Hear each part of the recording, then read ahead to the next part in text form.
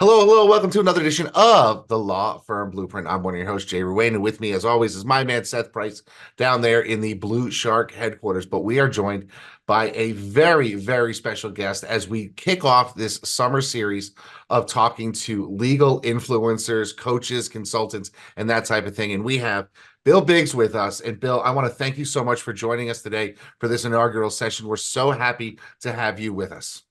Totally honored to be here. You guys are awesome.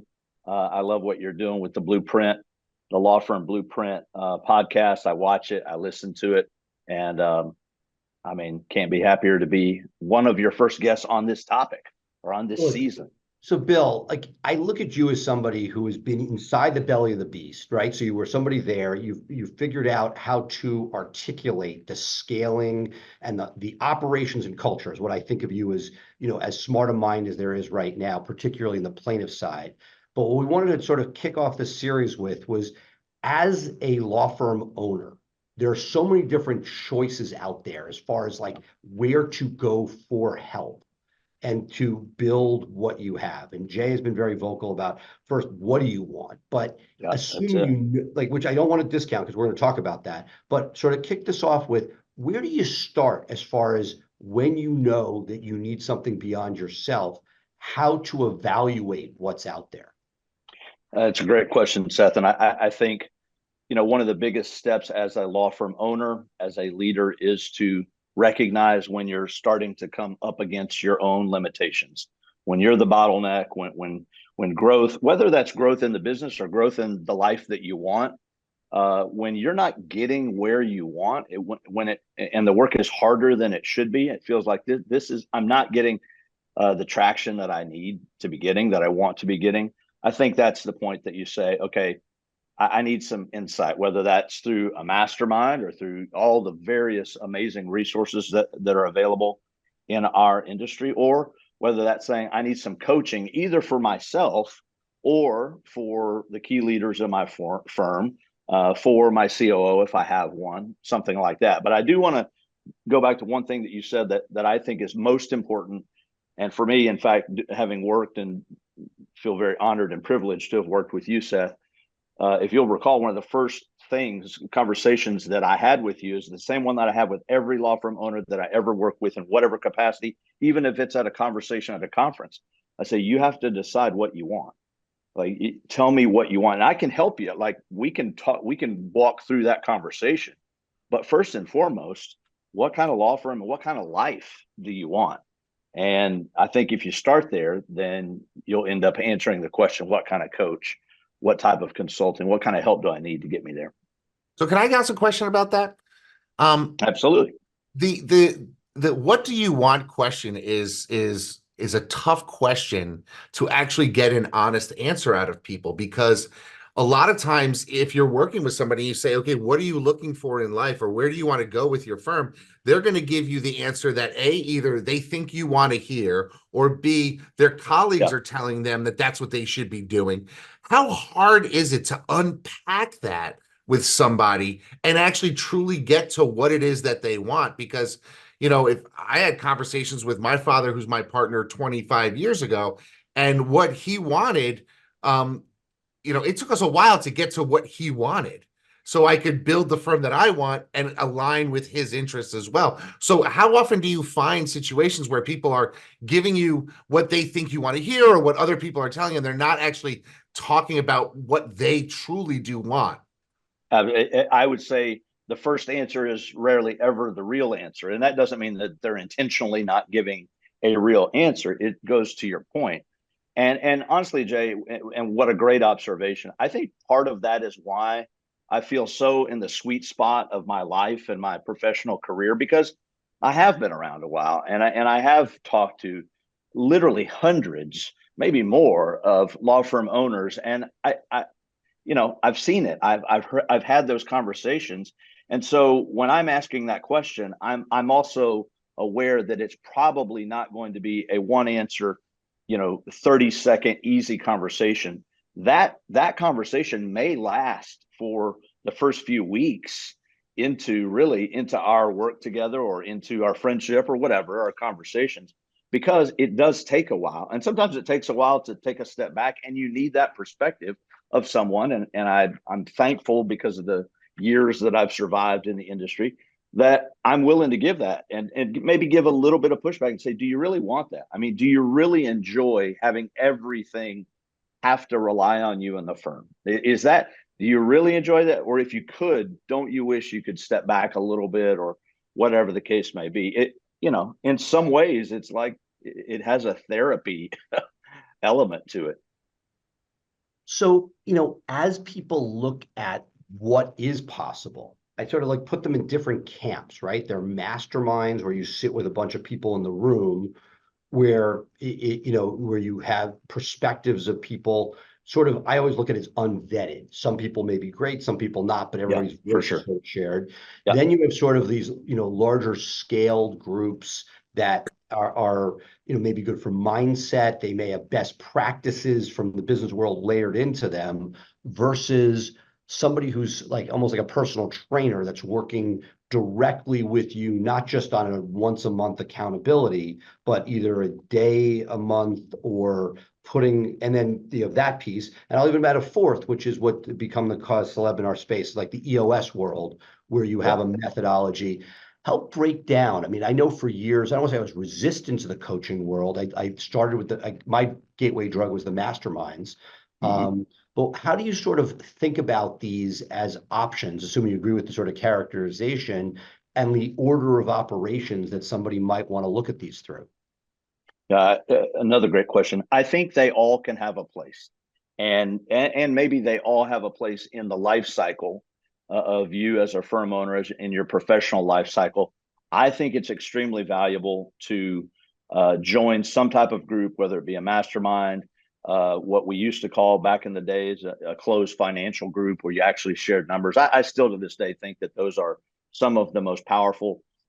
They're not done nearly as often now, because everybody's footprint overlaps everybody else's footprint. And back in the day, you could have exclusivity of market, and so you would come together and you'd share more, because you weren't worried about somebody actually taking your stuff and then beating you with it, or taking cases from you. Now it's everybody is all over the place.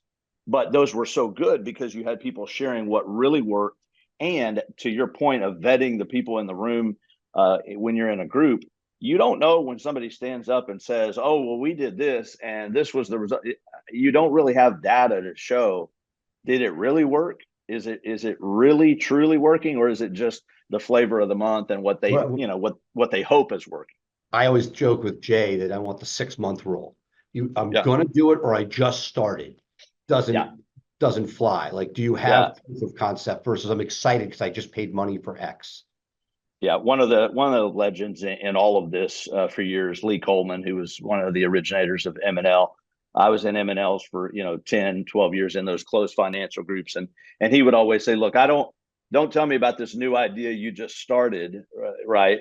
And how great it is. Come back to me 2 years after you've done it, you've tested it, you've tried it." So, but nevertheless, look, the groups are powerful because you are hearing best practices. You are hearing a lot of stuff that's tried and true. And look, somebody stands up and they say, we did it this way, or we worked with this company, and then somebody else says, yeah, we did too. And yeah, we did too.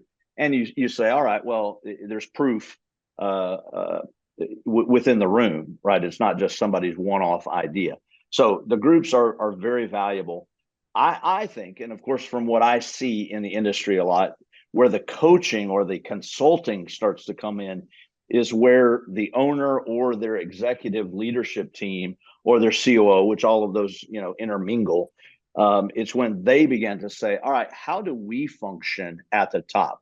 For instance, like quarterly planning, like annual planning. How do what does the role of an owner start to look like? At what point do I stop taking cases? When I do that, how do I manage my firm? How do I lead it? How do I put together an executive team? How do I put together a mid-level leadership team? How do I hire a COO? That people don't go to school to be COOs, and they're in short supply and high demand. So it's those, I think, high level leadership questions and structural questions and design questions and issues that happen in firms that I think is where the law firm owners need to have some type of help from somebody who's done it before, or a group of people that have done it before. One of the things, I just came back from the Fisher Mastermind, which is a great gateway drug for people who Love want to sort John. of get into it. It's a limited buy-in, and thank you for speaking at it. You kicked ass as always. But in my room that I was helping to facilitate, they don't call it a CMO. They're not paying CMO money, but the law firm administrator, the person, the non-lawyer beacon at the firm is probably the topic du jour. That, again, it's not new, but it's sort of the biggest struggle. A lot of the people listening to this podcast are people that are sort of trying to figure that piece out. And again, you got to go take a step back. You've been playing the big leagues for quite a while, where that was a given. But when trying to figure out, in hindsight, the skill sets, the moves that you make, there's one school of thought, if you can, promoting an admin into that because they know your firm. What are your thoughts? What do you see work, not work? Some of the pitfalls for people who are they're not going to get a CMO, but the first non-lawyer administrator that can help bring that firm together. Yeah, and you're saying CMO, but you mean COO, right? COO, Yes, I not a chief apologize. marketing You are officer. correct, as always. No, a COO, and in some states, non-lawyer can be a CEO. Great question, Seth. I think I'm typically cautious, about elevating someone who's been an admin or who's been the top paralegal or something like that. Here's the big thing: if you're going to have them do any type of performance or metric management over lawyers, which I know a lot of CEOs don't do that, but a lot of the top CEOs do. And of course, they're not affecting legal decisions, but they are in some ways interacting with performance metrics and things like this. It's going to be hard to bring someone up from within and for them to have the credibility or the voice to be able to do that. I think something that's happening, in fact, at John's mastermind, I had 3 people come up to me, and it's in a relatively small group of firms, all asking me about this idea of fractional COOs. Am I ready for a COO? How big do I need to be before I have a COO or a director of ops, whatever you want to call it? And I think that's emerging. I've had multiple COOs in the industry come to me and say, hey, if I have some bandwidth, I might like to do a little bit of consulting on the side as a fractional COO. And so they've come to me and asked for some coaching in that area, and what might that look like? So I think when a firm is looking in that direction, they've got to decide, all right, what is it that we ultimately, think ahead, don't plug the hole now, don't just, stop the leak now, right? Think about what it is you want to build really for the future. And what do you want that role to look like? Because you don't want to just plug the hole now with somebody that in 3 years they're in over their head, and they can't really take you where you want to go. And then you have a decision, a very difficult decision. Are you going to put somebody over somebody, which is going to be challenging? That could be fraught with a lot of different issues. So I do think that more and more we are starting to see COOs, a lot of skill, more experience just over the passage of time. There's some really good COOs in the industry right now that I really am proud of and think very highly of. But I think a firm, the sooner they make the decision, I think that's the critical thing. If you're a firm that's at 20 or 30 people, the sooner you decide, hey, we need to bring somebody like this in, and especially if you've got enough bandwidth where you can train them, you can get them coached, you can send them to visit other COOs and things like that, the better chance you'll have of a long-term success. And I've seen many firms do that, and it's been highly effective. But if you wait, I was just talking to a firm at our leadership summit in Vegas, and great firm, but they're at 140 people, and they've never had they had one, but it wasn't really a COO, and they are scrambling. I mean, they're because the thing is massive. The owner, it's got one owner, you can't control it all. And that's one of the challenges, I think, Jay, to throw this last one out, which is when looking at it, you're, again, playing the big leagues. The COO, is not for that. That's a real deal. There's a large world between, like, before a COO is even possible for a firm. You may call them that, but like figuring out, as you sort of alluded to, what skill sets, and again, partly you sort of get what you get and you may coach around it or may Yeah, use third parties for around it. sure. But that to me, when I look at this about what is the thing that gets you, from the 2 to 4 million, assuming that that's your goal, where it's no longer a law firm owner taking these pieces on. Are there things that you sort of have seen working with some of the, medium-sized firms? Like, what are the sort of most essential things to take off the owner's plate, when the bandwidth or the money is there? Yeah, I think, and obviously people are different, but there does seem to be a common theme to me in the industry over the years that most owners over time, especially of the firms that really start to grow, they have a growth mindset. Most of those owners, they care a lot about marketing. They care about being the brand, and they should. That's awesome. And if they're on TV or social media a lot, then that's a part of it.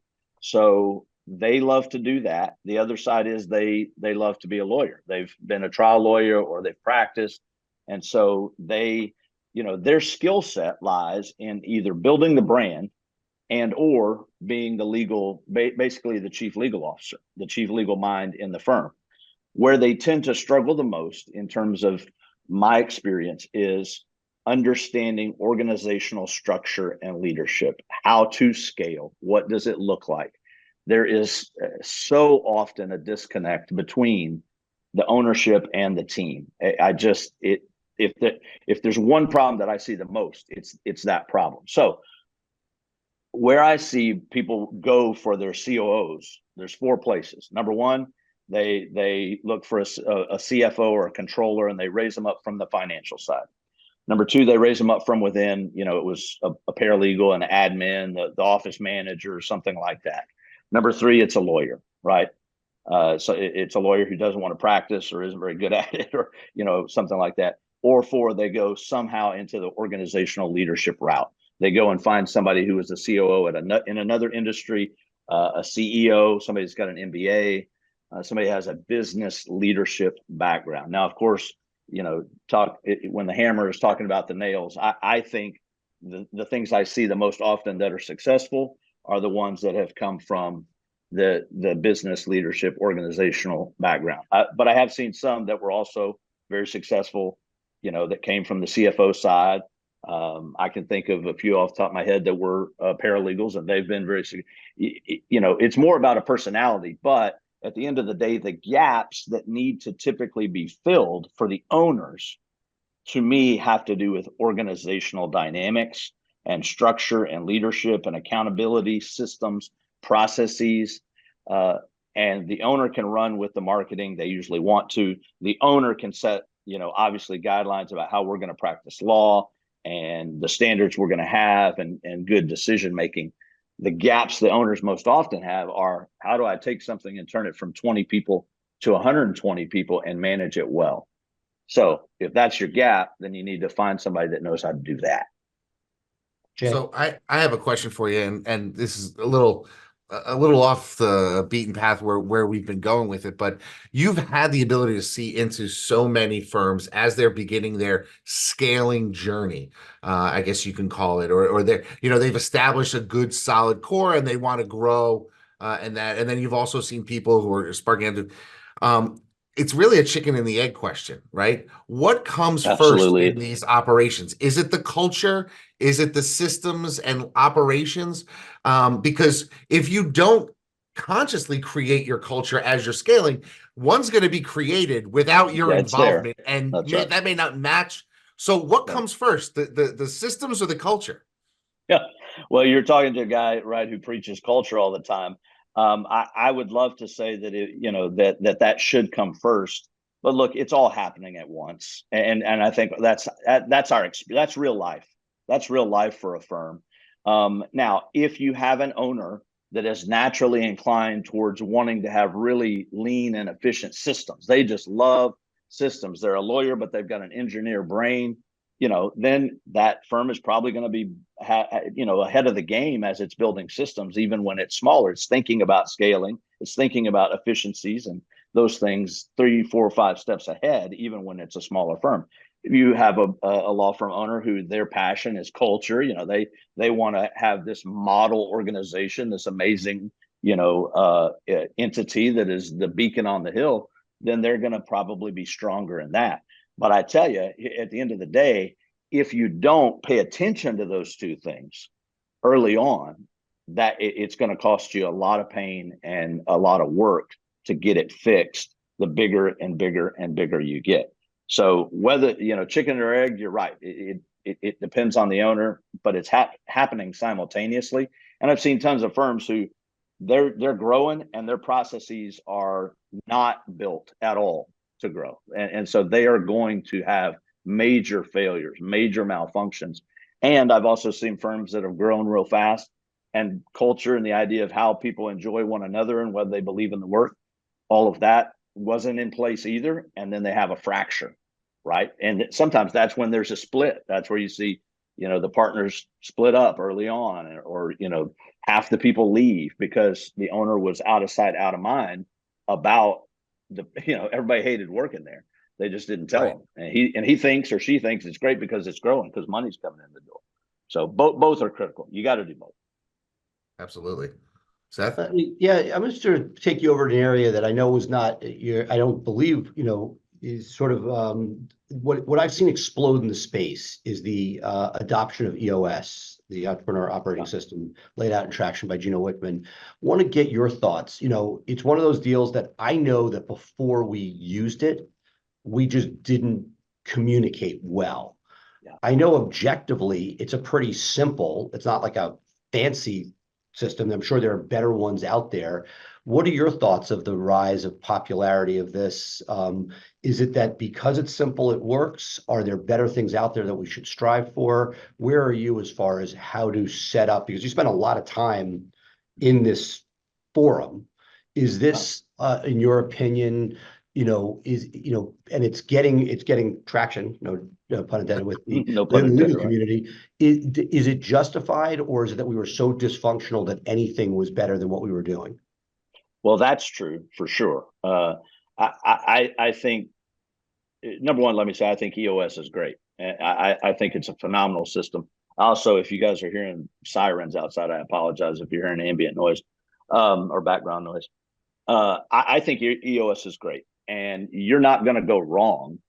If you follow EOS to a T as a business, you're going to, and you've got the other right pieces in place, you're going to be successful. It's a good system. Before EOS gained such great popularity in our space, Vern Harnish, Scaling Up, exactly.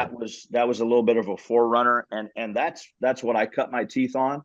And there are a lot of things about Scaling Up and Vern's approach that I think that I prefer. But to be quite honest, I think the best firms, the ones where the owner and the executive leadership is really, really mindful about what it means to grow as a business, as an organization, they almost always take a system and adapt it a little bit to fit what they're trying to do, to fit their culture, to fit their ends. Now, that could be dangerous if you're not really good at that, because now you take something that out of the box will work just fine, and you try to make it your own, but you're not really skilled at it, and you just make a mess. So you have to be careful about that. But I use a hybrid system between EOS and Scaling Up. I've taken what I think are the best parts of both, and that's how I would run a firm. I think a lot of firms, like I said, that enjoy the organizational side or have a leadership team or a particular leader that enjoys that and kind of oversees that aspect, that's usually what they end up doing. So it's not out of the box, but it's the nuts and bolts, and then they modify it and they become very happy with how it works in their context. It's funny. I was going to say, but Jay, this is a life moment for us. We had Vern Harnish on during COVID on the podcast, and Jay got to ask him his thoughts. Like, essentially, Jay, you'd have to give me the exact wording, but something like, were you bitter that like the thing you created, which objectively is much more interesting, much more meaty, ended up sort of as a second, thought compared to the popularity of what his disciple brought out. Do you remember that, Jay? I do. I do. It was a moment, I guess you could say, for Yeah. sure. Well, let me, before you jump into that, my question for you, Bill, on that, at a top level, what are some of the things that us people that jumped in on EOS may not be seeing that the more sophisticated scaling up model might have that somebody might want to include in their whole operation? So that's a phenomenal question. One of the things that I've seen in firms that have adopted out of the box EOS is that it can be a little difficult for them to accomplish, uh, whether it's quarterly planning or some type of rhythmic planning. Whatever the time frame is, the 8-week cycle, a 10-week cycle.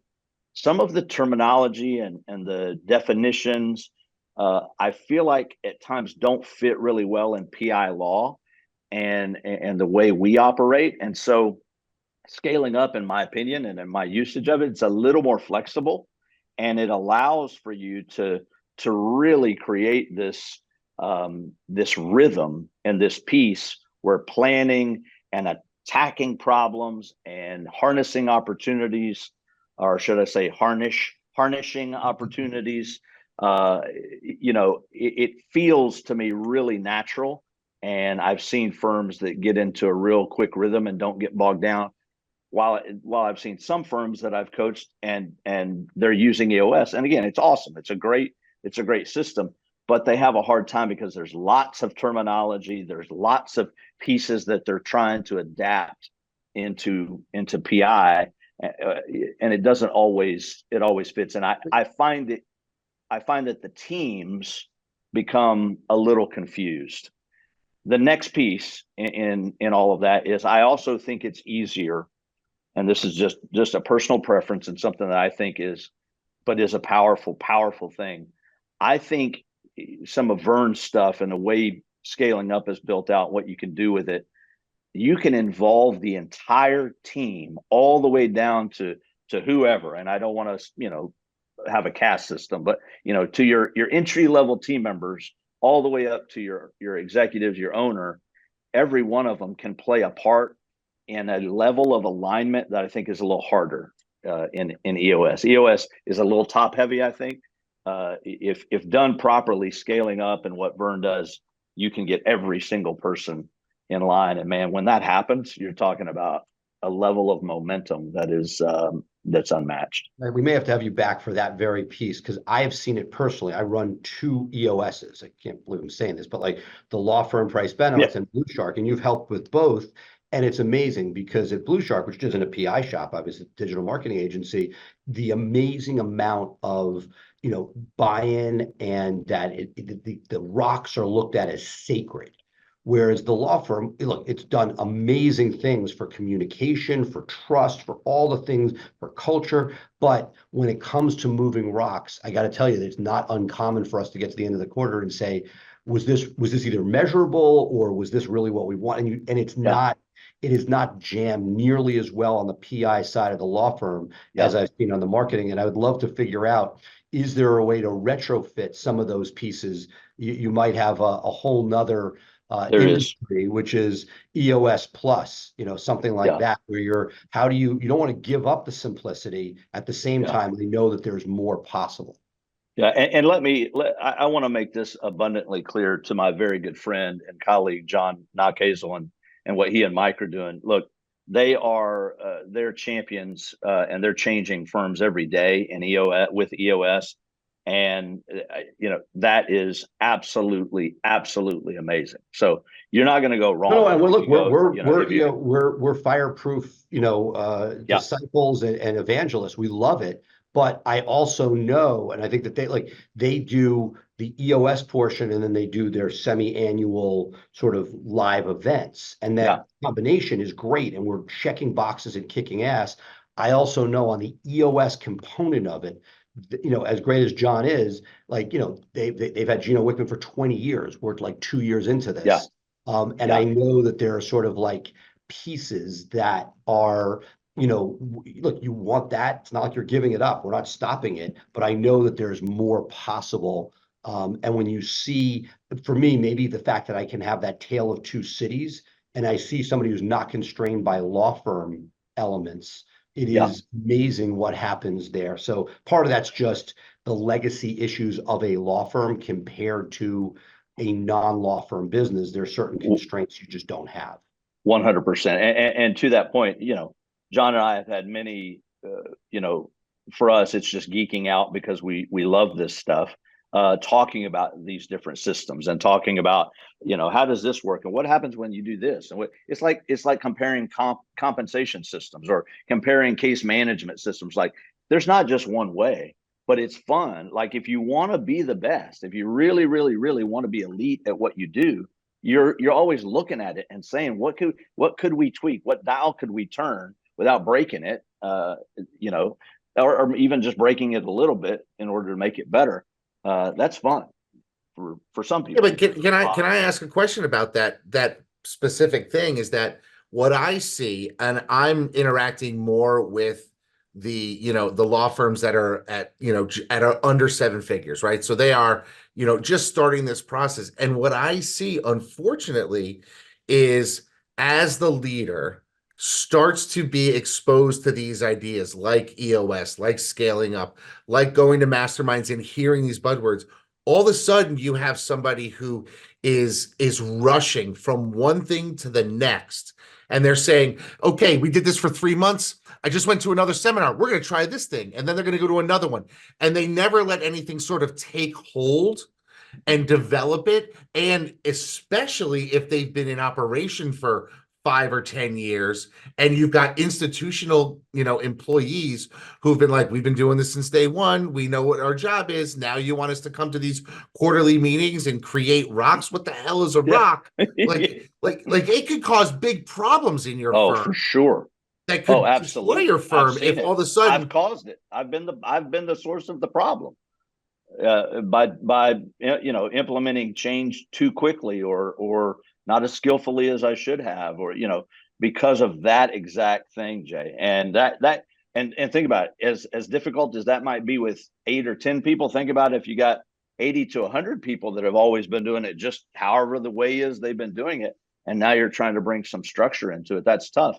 To your point as well, I mean, this is one of those, and I think owners know this, but this is one of those, things that COOs behind the scenes or from the conference stage, I laugh about or talk about, right? That, an owner, an incredible guy like Jay or like Seth comes back from a conference or even at the conference, starts calling his team and says, we're so messed up. We're not doing this right. We got to change this. I just thought, and the team starts to have this trauma every time the owner goes to the next conference or the next mastermind, because they're like, what's about to change? Something's gonna change, and will that even last? Will it be for the owner the flavor of the month? So, but by the way, this comes back to the thing that we started talking about in the first place.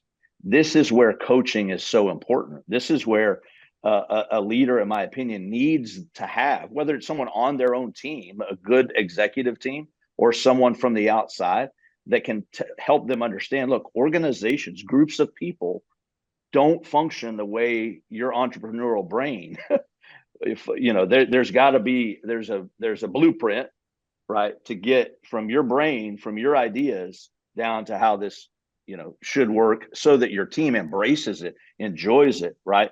And to give a tip of the cap to EOS, right, from the visionary to the integrator and on down. Yeah, it's interesting. I don't go to nearly as many conferences as Seth does. I probably go to 1% of the conferences that he goes to. But I look at all the agendas because I'm always like, hey, what can I get from Seth? Did he learn at this thing? And I rarely see anybody speaking on change management in a firm. It's almost never talked about. And I'm wondering, because that's a huge thing. Well, but change management means two different things, right? Change management, in the corporate sense, is I've acquired a firm and we have two different firms, two different cultures. What you're talking about is just, how do I get my firm better? How do I get my secretary who's been with me for 25 years and says, this is how I do things, to now report to somebody when she wants to walk right into my office, or he wants to walk right into my office? That's a huge change to institutional players that keep your firm going. So you're really hitting on something here, Jade. And hey, Big J, it's your lucky day, because our leadership conference that we just had, it was disrupt or be disrupted. And I did a whole talk on how do you take your team through change? How do you lead, teams through change? So I'll send it to you. I'll awesome. send the Depending presentation on Tim's benevolence, we will That's share, right. That's right. share it Maybe even a publicly. video. Maybe even a video. If possible, we will. Wow. Any Bill Biggs content we can get, we will certainly share with the masses. But For thank sure. you so much for making the time today. This was a great way to kick this off. Yeah, Love I'm it. really Love it. excited. Appreciate you guys. Enjoyed This it a is lot. This is cool. All right, folks, that's going to do it for us this week on the Law Firm Blueprint. Of course, you can catch us every week live in our Facebook group, 3 p.m. Eastern, 12 p.m. Pacific, or you can take us on the go wherever you get your podcasts, including Apple Podcasts. Be sure to give us a 5-star review when you are in the podcast. You could also catch us live on LinkedIn now. Seth's arranged to have that going live every Thursday as well. So if you follow Seth or follow me, you'll be able to see that show live. But for that, Seth, anything else you need to add? No, just thrilled to have this, and can't wait to see the rest of the series. Yeah, this is going to be great. Yep. Bill, thank you so much for being with us. I really Thank you, appreciate guys. it. Enjoyed That's going to do it a for lot. us this week, folks. Bye for now.